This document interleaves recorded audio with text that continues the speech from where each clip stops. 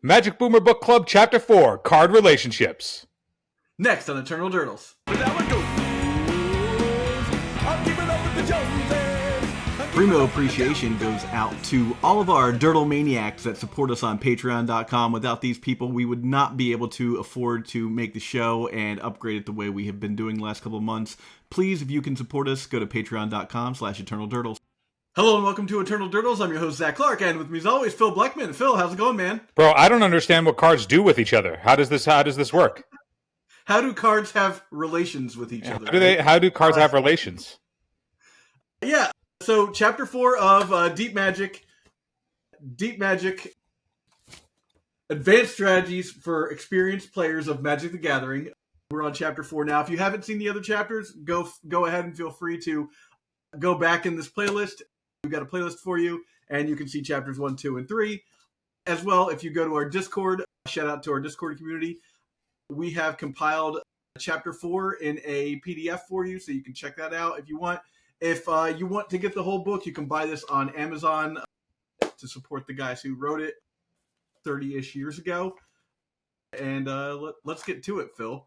Yeah, let's dive into card relations.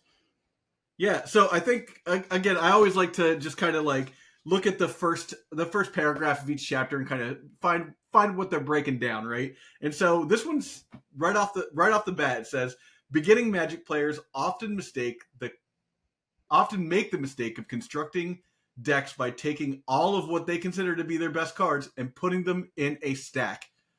Isn't that just Jund? Well, it's interesting. It's interesting because I kind of vehemently disagree with that idea, given how Magic is now. Beginning Magic players do that. So like back then, sure, because like there wasn't pound for pound raw card, like insane cards. You know, like even the absolute fucking busted cards needed something else, and the something else just wasn't there for it. You know, like your early days of, I mean, I guess it's not relatively early to this, but like your days of Tinker, not able to get a Bolus of Citadel. Like if you can only tutor up trash, your Tinker's, you know, obviously tame in that environment, right? So like Tinker has always been good, Phil. Tinker's always been good, but like the context between, you know, what it could fetch then versus what it could fetch now is an example. Whereas like the idea of just slamming your best cards into your deck and, you know, whatever relationships they may or may not have being irrelevant, like nowadays it's entirely different. I mean, this might be of all the chapters in Magic Boomer Book Club, this one might be the one that withstands the test of time the worst. Yeah, I was going to say, you know, I've used the word anachronistic a few times in the series, and if any episode was to be brought to you by A for anachronistic, it would be probably this episode. But I think there's some interesting stuff to glean from this still. So, you know, I like to go through here and, you know, mark up my pages and stuff and give you sort of an idea of how I study. But so the second thing is having cards with relationships separates a deck from a simple collection of cards. I just love that as a thing to say. It just separates a deck from a simple collection of cards. Like it's just such a 1995 like thing to say. It's pretty melodic. Yeah. It's just like I feel like I'm in English class there, you know. But they're not totally wrong in this. You know, you don't just, you know, unless you're playing a draft deck, you don't just slam together a bunch of cards and like hope for the best, right? Like even, you know, when we're building decks for Legacy, when we're building decks for Modern and whatnot, you know, often I think the thing with this book that kind of separates it, and a quick shout out to Brews of Paradise. I was listening to that this week, and they do a really great job of like kind of separating the content wall of like Legacy content and like what is Brewers content. And I think that if anything, this book is sort of in that line of Brewers content. For reference, Brews of Paradise is a new podcast with Tony Scapone, Arkin, Killaby, and Punishing Waterfalls. Yeah, so I go ahead and check that out. They're on Spotify, so go ahead and check that out for sure. Incredibly entertaining first episode, and I think that they're doing something that a lot of other Magic the Gathering podcasts aren't doing, including us, is being able to talk about specifically brews and brewing. And like I said, a lot of that kind of comes through here when all you could do really was brew unless you had this book that had the deck lists in the back of it, right? I was actually looking at this today, just the front of it, and it says includes winning American Championship deck lists, right? And I was just like, in my head, I thought, what stopped, I wasn't putting myself in 1995, and I was like, what stops some kid just being like, click, click, click, all right, I don't need this book. Cell phones didn't exist. Certainly not ones that you could take photos with on them. So. Yeah, maybe they had their cameras that they then got the photos at their local. Yeah, just like a 35 millimeter. Yeah, camera. Yeah. So they go on to talk about, the concept of relationships is pretty simple. Any two cards in your deck are designed to work in conjunction, then they have a relationship between them. And then they want to talk about like the different kind of relationships that decks have, dependent and independent relationships. Yeah. So how do you feel about that as a delineation for deciding what kind of relationships decks have? I mean, that's a lot of what constitutes ABC deck building, right? Yeah. I mean, it's as far as you want to go in that realm of any type of deck building theory. It has to incorporate, how cards interact with each other. I think like I want to real quick just point out the fact that we don't actually talk about these chapters before we do the video. These videos are on the fly for the most part. And did you see the bump that I put you up for the spike of ABC deck building there? Masterful, absolutely masterful. I think that given the acceleration of power in at least the Eternal formats at this point, this stuff doesn't hold up nearly as well, in that like it's much more difficult these days to do anything that is built and only successful if the synergy actually functions, because it's so difficult to actually establish any amount of synergy without it getting overpowered or dismantled before it actually gets off the ground. So most interactions now, at least if looking through the lens of like how this chapter speaks to card interactions, a more example of it nowadays would be like Life from the Loam interacts positively with Uro by giving Uro more cards to escape from in the graveyard via dredge. But like you aren't playing Life from the Loam because you're playing Uro, and you're not playing Uro because you're playing Life from the Loam. So they're more. It's like interactions are far more incidental. I think like if you wanted to branch a little bit further out, you could say Up the Beanstalk is sort of incentivizing players to play a slightly differently.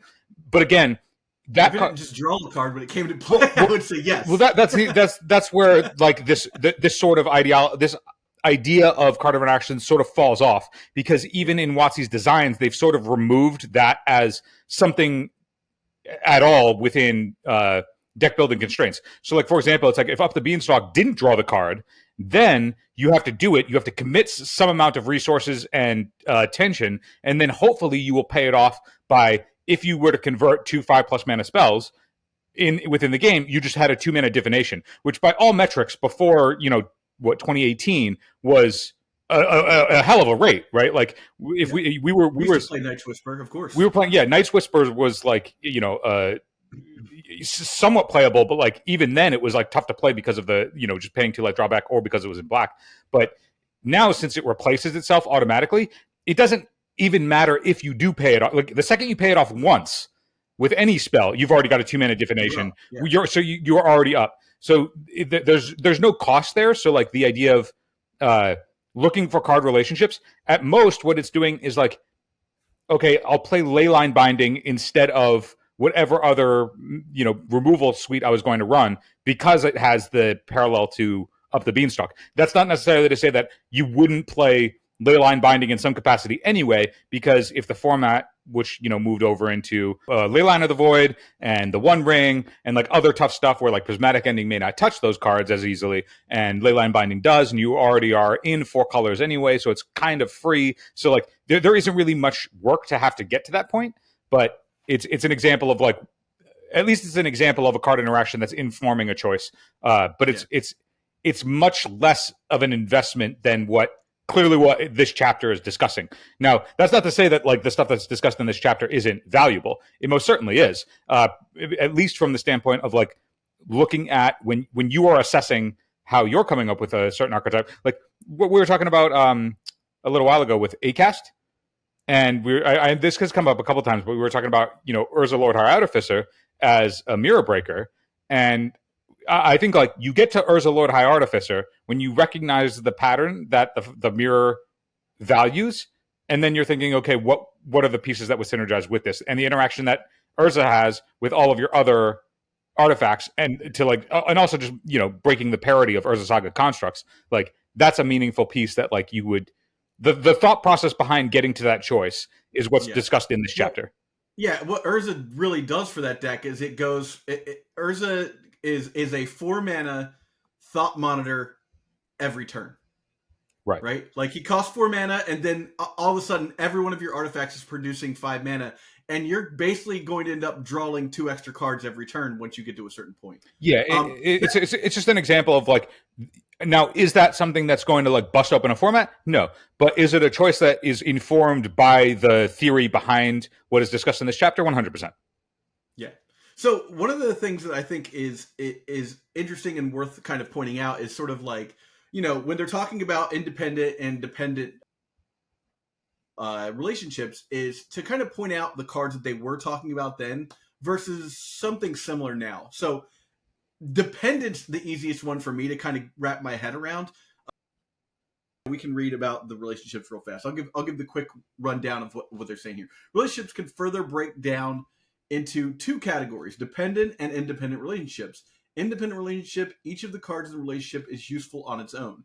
A dependent relationship means that the cards lose something from the lack of the others. So the best dependent relationship I can think of at this time was Stasis and Kismet. Mm-hmm. They're fine on their own, but really like without Kismet, Stasis is just waiting to be disenchanted by your opponent, and without Stasis, Kismet is just like your creatures don't have haste anymore and they can't block. So it doesn't. Together they do a lot.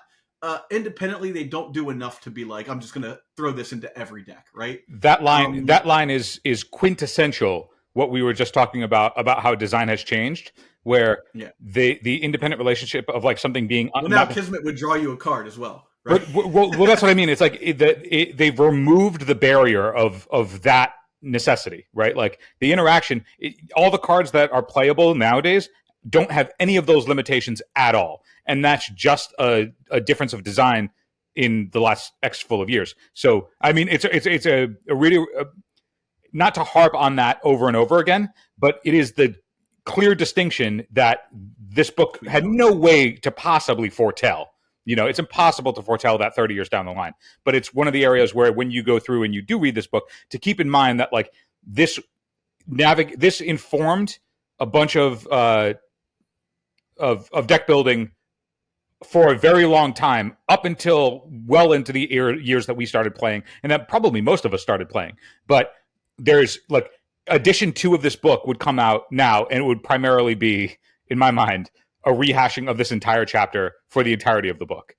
Eternal Durdles is proud to be sponsored by Moxfield. Moxfield is the best Magic the Gathering deck building website on the internet. You can create, share, and find decks from Commander to Legacy, and even fan-supported formats like Pre-Modern and Old School. You can see all of our decks on our Moxfield. Follow the links below to stay tuned. Yeah, they would be like, this has changed. Yeah. It's funny, some of the other, I think this is always interesting, is some of the other examples they give for independent card relationships. I like Rook Egg and Earthquake. They're like, Rook Egg is a great blocker. Like, that's a thing that you look for in a card. Apparently you did in 1995. You're like, I need a good blocker. And then Earthquake. Earthquake's great at like getting rid of the board. And if you happen to have both in play, hey, you got a 4/4. Rad. And they talk about like Black Vice, Anka Mishra, Howling Mine, and Winter Orb together. Sylvan Library and Sinbad, I love. I love that. So good. Sinbad is, and they spelled Sinbad wrong in the book. There's an extra D in there that they missed. But Sinbad taps to draw a card, and if it's a land, you get to keep it. If it's not a land, you have to put it in the graveyard. So Sylvan Library and Sinbad works really well. It's a 2-mana, basically draw an extra card every turn. Land Tax, Zorn Orb, and Winds of Change. Sure. I don't understand how Land Tax, Zorn Orb, and Winds of Change all together are a thing. I guess because then I get it. Like, I don't get where the Zorn Orb comes into play with the Winds of Change. I see it with land tax, I suppose. That's a wild like choice to like throw those 3 cards together. Well, I think that's an example of them loosely touching ABC, right? Yeah. Like, I guess they're like, if you want to play Zorn Orb, it's good to have land tax because you could sack a land and draw 3 cards, and then you could use the Winds of Change to turn those lands into actual cards. In my head, it's thinking you want Winds of Change, therefore you want land tax, therefore you want Zorn Orb. That would be the ABC structure of what that looks like. If you did it in any other way, the structure wouldn't necessarily make sense. Because you go, I want land tax, therefore I want Winds of Change. You don't want Zorn Orb. And if you're like, I want Zorn Orb, you would then go to land tax. But it's weird to think that Zorn Orb would be your plan A, whereas like Winds of Change back then could have been a meaningful form of destruction. Yeah. I mean, Winds of Change was not very wide, at least not, I started a little bit before this, was not widely played. I'm saying as the example of like where they're coming from here, but they just didn't quite express that as cleanly as they could have. Yeah. Then Mind Twist, Rack, and Hypnotorak. Brando, what's up? Come on, bub. Anytime you start talking about discard, this guy just wants to get in on it. He's a discard player. He's a box player. Yeah, man. So Mind Twist, Hypnotorak, and the Rack. Obviously, we all understand the synergies there. I like White Knight, Circle of Protection, Sleight of Mind. That sounds like a rap that you've created, dude. Get them. How? Are you playing blue creatures? I'm gonna Circle of Protection my Circle of Protection black over to Circle of Protection blue. How are you possibly getting out of that? How do you possibly break that? No. And then they talk about card combinations: Fireball and Fork, Ancestral Recall, and Black Vice. Are you a psychopath? Yeah, just throw the Ancestral Recall at them, bro. And my favorite card combination, and he went into real detail about this, was Righteousness, Swords to Plowshares, and any creature. Like, he went into a whole combat scenario where it's like you versus a guy with Force of Nature, and you block your Grizzly Bears to their Force of Nature. Then you cast Righteousness. You kill the creature, the Force of Nature with the Righteousness. Damage went on the stack. Absorbs your 9/9 to gain 9 life. Yeah, bro. Just remove board presence and waste 3 cards. Right. You exchange 3 cards for their 1 card, but think about how much life you gained. Oh, you gained 9 life. Yeah, that's where you want to be. And then they talk about like Chaos Lace and Blue Elemental Blast, which is like more on that dependent situation. So, going from there, where they give this cavalcade of just ways you can combine Magic cards, which, not for nothing, Phil, back in the day, I used to go onto websites looking for combinations. There were like, you'd be like, type in Magic the Gathering card combinations, and you'd get like, Onulet, Ashnod's Altar, Enduring Renewal. Onulet was... Don't dunk on the Onulet. Onulet was ahead of its time. Yeah. Onulet was excellent. Yeah, a death trigger. That was one of the first. That was the first death trigger. But like, I'd go online looking for that sort of stuff, and like, Magic the Gathering jokes. That was the early internet at the time. So it says the far more so independent card combinations are generally rarer of the 2 combinations. Cards involved must be individually useful as well as useful in conjunction. So they're talking there about, for us, we would be talking about Fetch Lands and Brainstorm, right? Like, Fetch Lands and Brainstorm is kind of the perfect example, right? They're both useful on their own, much more useful together, right?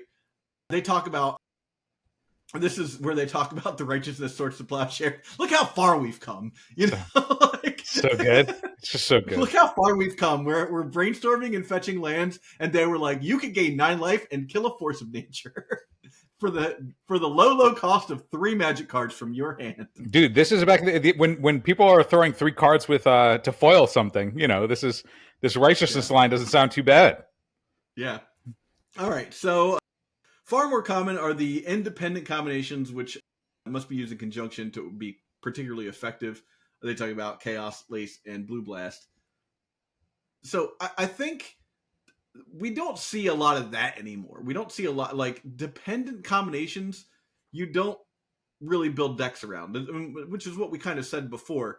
And the only time I can really think of that in, we do that in pre-modern a bit. Like Cadaver's Bloom is a kind of classic example of that. Like none of those cards are useful by themselves, but that is literally a deck that like it is all combo. And maybe most combo decks are like that.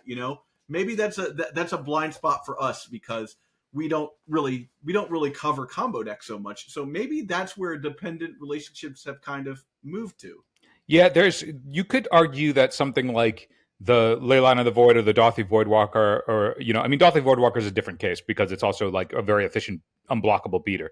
But like Leyline of the Void in Mono Black Helm, the difference though is that like that's also I would categorize that a little bit differently though, because it's not like the Leyline of the Void does nothing. If you don't have the combo piece to go with it, it can be meaningful disruption against a lot of the metagame, and so like it will vary, and when depending on what you're matched up against, where against some matchups it might be lights out. Like if you're playing against Reanimator and you just put a Leyline of the Void on turn 0 before they even get a turn, like that game's over.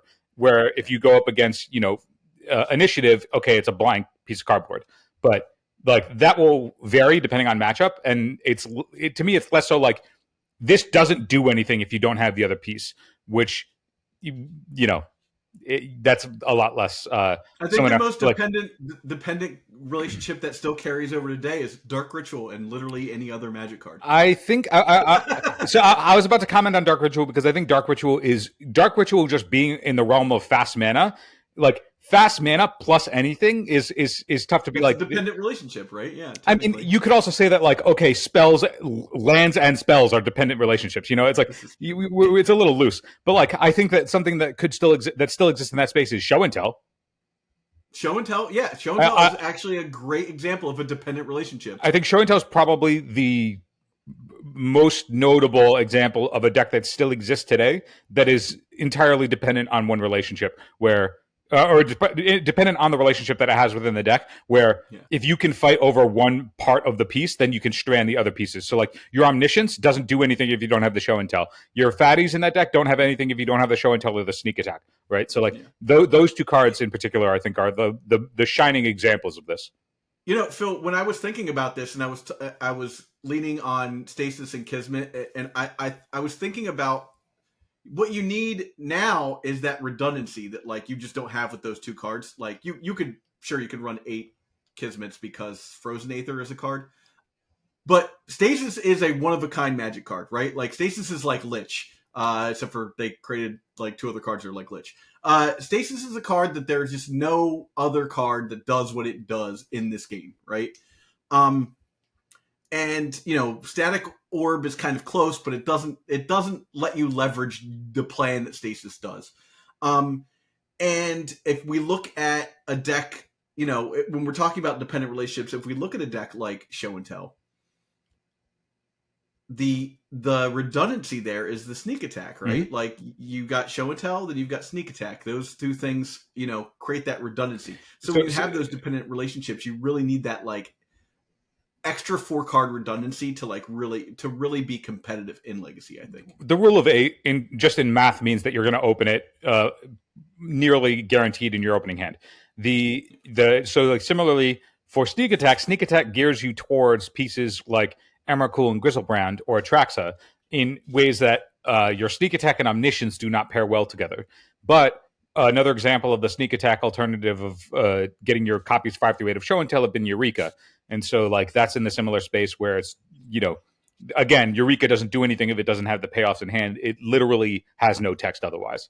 And that was a card that existed then. Yeah. And people tried to make Eureka work. I think they played like Nicol Ball. There's a Eureka deck in here, so we'll definitely go over that eventually. I think they played like Nicol Bolas or something like that. Get your 7/7 that's going to make them discard their hand. I think another thing for all the players that have been playing for a long time, that can think back, a decade and a half, 2 decades.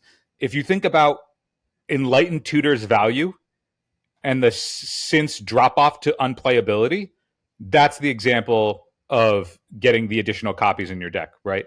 My Parfait players out there, You had to play it. You had to play it Enlightened Tutor because you're like, well, I really need 8 land taxes and 8 scroll racks if I'm going to make this combo work, and that's why you leaned on the tutors. It's also why. Are you ready, Phil, to find out what was in the Eureka deck in this thing? We're not going to go over all of it, but I definitely want to talk about this for just a second because this is a classic example of dependency. Yeah, go for it. So Concordant Crossroads. Yep. So that's part of the whole Eureka plan, right? You're going to put several things in. Crawl Worm. Mm-hmm. This is a type 1 deck, by the way. And Crawl Giant. And then Colossus of Sardia. Big fatties. I don't understand what the Colossus is doing in the deck, though, because you're going to untap it. You're not. You're killing them that turn.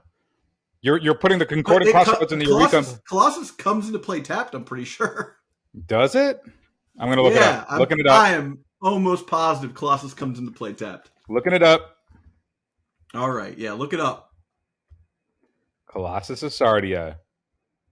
Its text is, this creature, it has trample, and it doesn't untap during your untap step.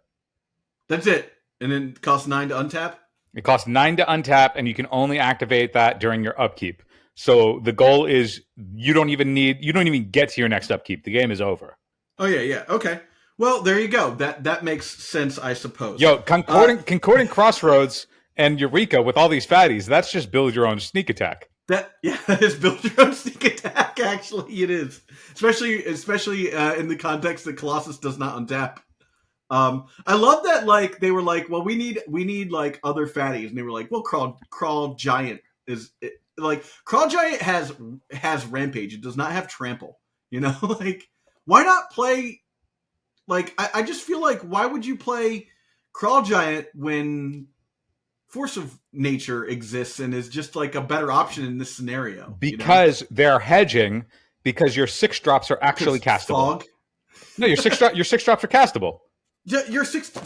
I don't want to even go back to this, but your deck is just like Mana Dorks, and like you can cast a 5-drop Force of Nature. What do you mean 5-drop? Force of Nature is 8 mana, my dude. No. Force of Nature? Force of Nature costs 3. What? 4, oh no, you're right. Force of Nature, you're right. It's 2 green. Or yeah, 4 green. It's 4 green. Yeah. So it's 6. So like I think that is a better option. Anyhow, I'm not going to go back and start building decks. Like we should improve on these decks when we get to them. But so moving forward with the discussion here also, on the... We just saw a classic debate back then. This was the argument. That was the argument people were having. Why aren't you playing Force of Nature? I think the answer is because people just saw Rampage and they thought Trample, right? Does Crawl Giant doesn't have Trample. Did card availability have any impact at this point? Yes, certainly. I need to double check. It's been so long since I looked at a Crawl Giant. Crawl Giant has Trample. Okay. Crawl Giant has Trample. Hey everybody, Crawl Giant has Trample. Crawl Giant has Trample. That's why you listen to this podcast, so you can... Yep. Just so you know. It's on the screen. Anyhow, so going over the dependent and independent relationships, in order to make dependent combinations and relationships less risky, it is better to try to achieve combinations in which each card is a member of several dependent combinations. So that is that is like basically making it so that, I think the best example there is your land tax Zorn Orb Winds of Change situation, right? Each of those cards, they're fine, right? Like land tax is good all by itself, but Winds of Change is good with it, and Zorn Orb is good with it because you can get that together. All 3 of them together, amazing. But any 2 of those is good together. Not the land tax and not the Zorn Orb and Winds of Change together alone. But land tax makes both of those cards better, right?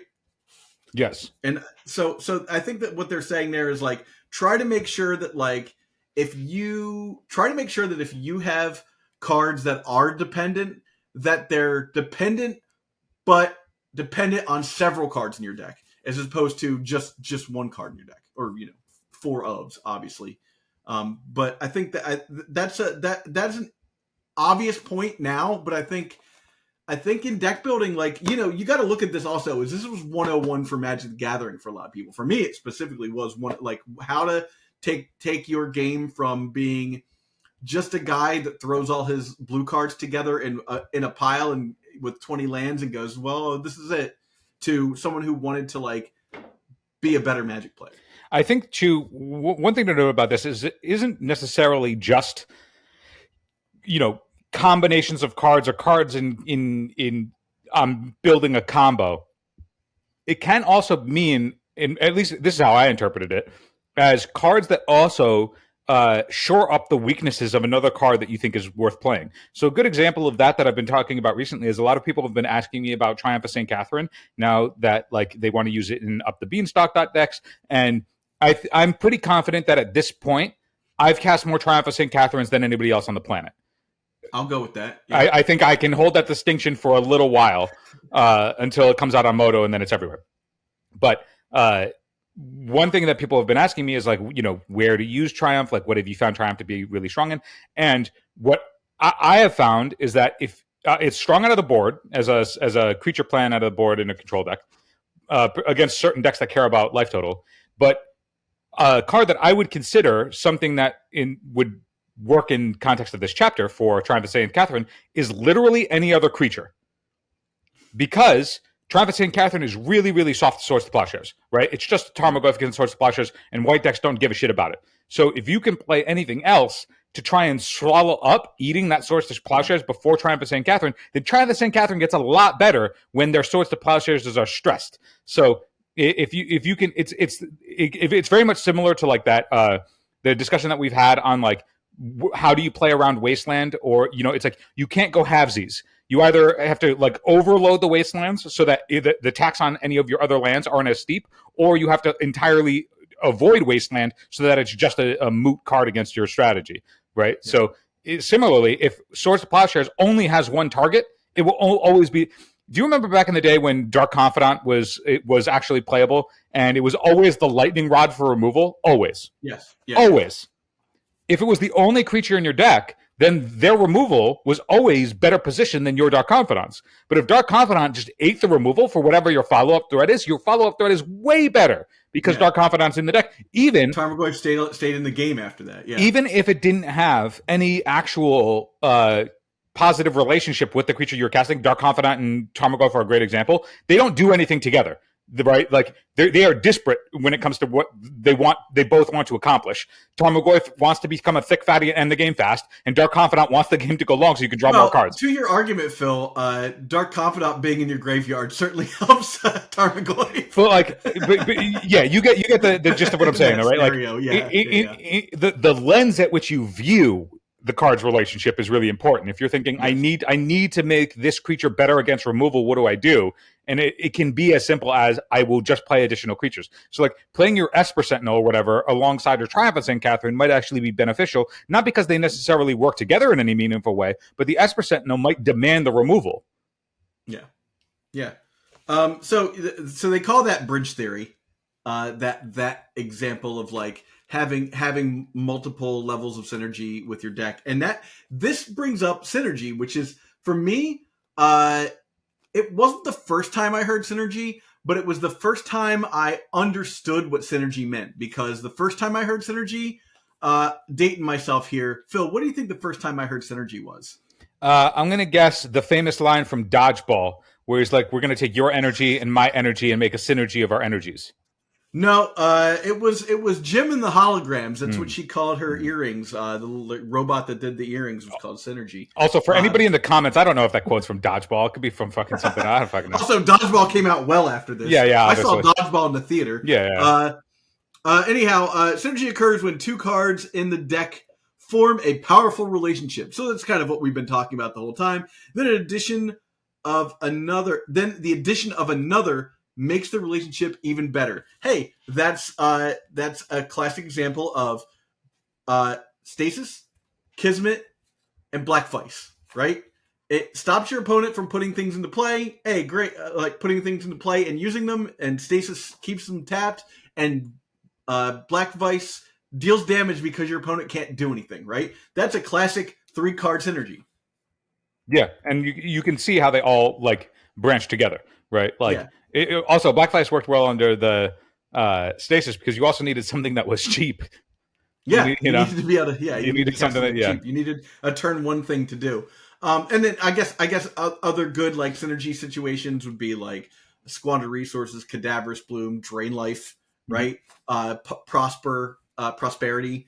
Um, uh, Thinking about synergy now, we look at. I guess you can look at 8 cast for that, right? And then you say, okay, and this is very ABC, right? Like this is the baby steps of ABC.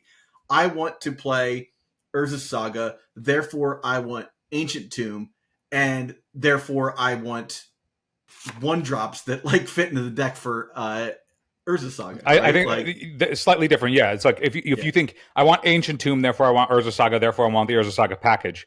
yeah, If it was the other way around, where it's like I want Urza Saga, therefore I want Ancient Tomb, that's where you move into things like okay, therefore I want Psy, therefore I yeah, want therefore, yeah, exactly. it's like that's you can see the It would pieces be based on I want Urza Saga, therefore I want the package, therefore I want also Ancient Tomb. right, and then but like it could also work where it's like I want Urza Saga, therefore I want all these cheap 0 and 1 mana artifacts, therefore I also want Emery Psy, right? Like Yeah, you can plug and play wherever you want, which is why the deck is successful, is because all those yeah, pieces can move around in that structure, and if you can assess that structure, you can get better at analyzing opening hands and yeah, figuring out the correct numbers for all the different things that you want and so on and so forth.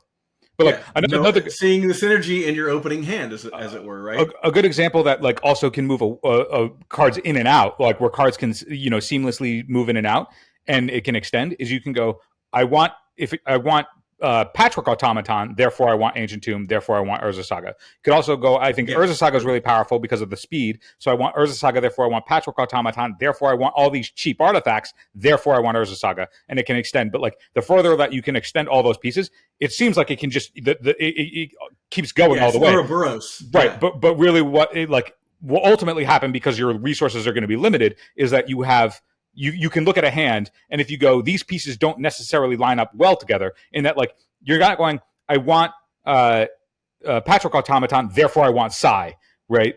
It's like those two want similar things, but they don't necessarily want each other. And so if you see a hand that's got Psy and Patchwork Automaton, you're like, well, this doesn't look anywhere near as smooth than if I had a bunch of either of the artifacts that would work with either of them. You know what I mean? Because they fill a similar space.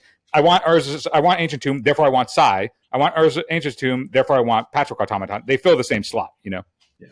So wrapping it up, relationships are a necessary element for every deck.